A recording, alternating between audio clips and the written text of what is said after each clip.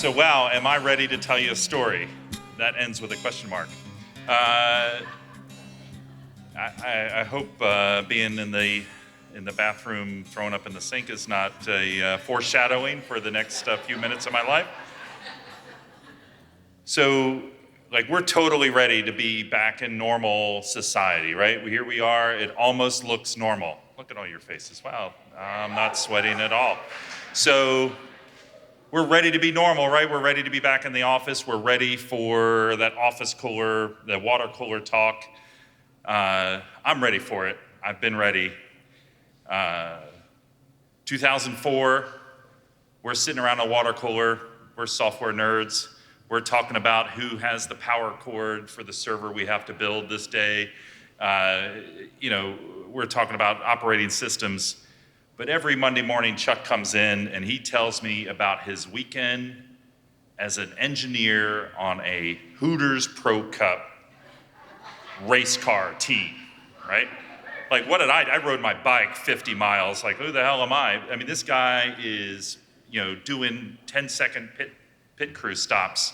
So we always listen to Chuck's stories. Chuck was our Monday morning entertainment after these race weekends. So we're talking one day, and I learned that Chuck, his teammate, he gets sick, and they need a gas man for the upcoming weekend. Chuck's like, Brian, you could do it. You could be our gas man.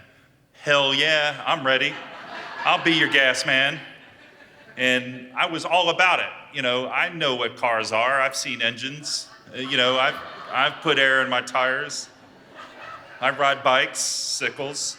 These things, I'm a mechanical guy. I can build a server. So I go to the garage, JJ Pack, based out of Manassas, Virginia. He's got his Hooters Pro Cup team.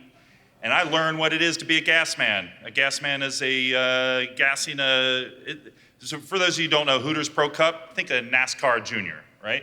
These are NASCAR-style cars, racing an oval track. They make left turns all day long. They're solid at it.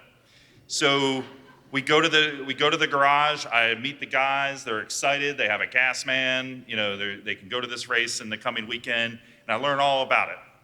It's a two-man operation putting gas in a NASCAR-style car. You come over the wall with an 11-gallon can of gas on your shoulder. It's got a 2.5-inch nozzle. It empties at 11 gallons of gas in 6 seconds. There's a second person standing behind the car. So you come over the wall, you plug the can in. The second person holds the can in place while you go and get the second can. And then you come back over the wall, and he moves that can out of the way, and I plug in the second can. And when gas starts pouring out of the back of the car to the second man, you know then to pull your can off. The car is full, and you're ready to go. This takes a matter of seconds, and we practiced it and practiced it and practiced it.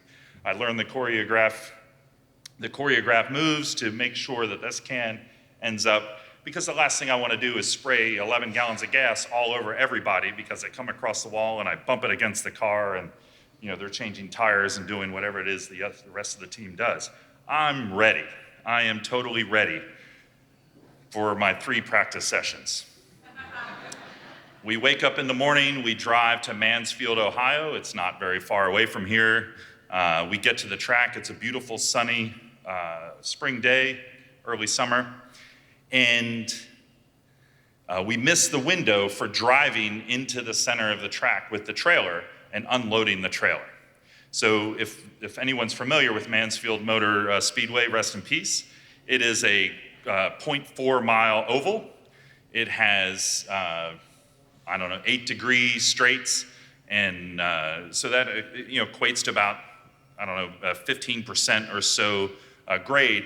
We learned that we have to unload the trailer by taking the toolboxes and everything across the track. Oh, did I mention I was not ready? I did not have the uniform. The team manager says, Brian, you need black pants. We're all wearing black pants. I don't have black pants. Team manager goes in the truck and pulls out a pair of black pants and throws black pants at me. It's been a long time since I fit in a size 32 waist. I did not fit in a size 32 waist for this day. I made it work. We don't want to say how I made it work, but we made it work. So now I'm in uniform.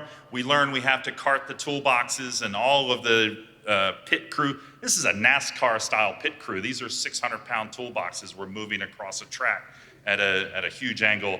So, 4 of us are standing downhill of the toolboxes. We're pushing them up. Shortly after, I did my first wheel change in a NASCAR racetrack. It was the wheel from the wagon that I had car axles and brake rotors. I'm pulling it across the track at this extreme angle. The wheel falls off. All of this car parts roll down the track. And I tell you, a track of this size, it's like standing on a speaker cone. So even the slightest noise against the track reverberates through the entire track. I met everyone at the race that day as they all stared at me, much like you guys are now. I sweat nearly as much as I'm about to.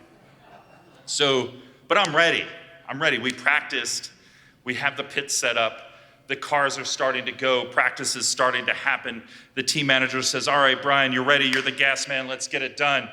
Go get some fuel. So we already carted the cans over. They're on a little gas cart and, can cart or whatever. And I take them over. They fill the cans. And I'm excited. I go to pick the can up. Oh, shit. I'm not ready. I never once picked up a can full of fuel. 11 gallons of gas is roughly 78 pounds. The can itself is another 20 plus pounds. Now, I'm a good sized guy. I can carry 100 pounds. I know I can pick this can up and put it on the cart. Can I put this can on my shoulder, go over a 2-foot wall, plug it in, go get the second can, put it on my shoulder? I don't know if I'm ready. Terrifying. We're driving, we're practicing, I'm sweating. I'm not prepared, I am not ready.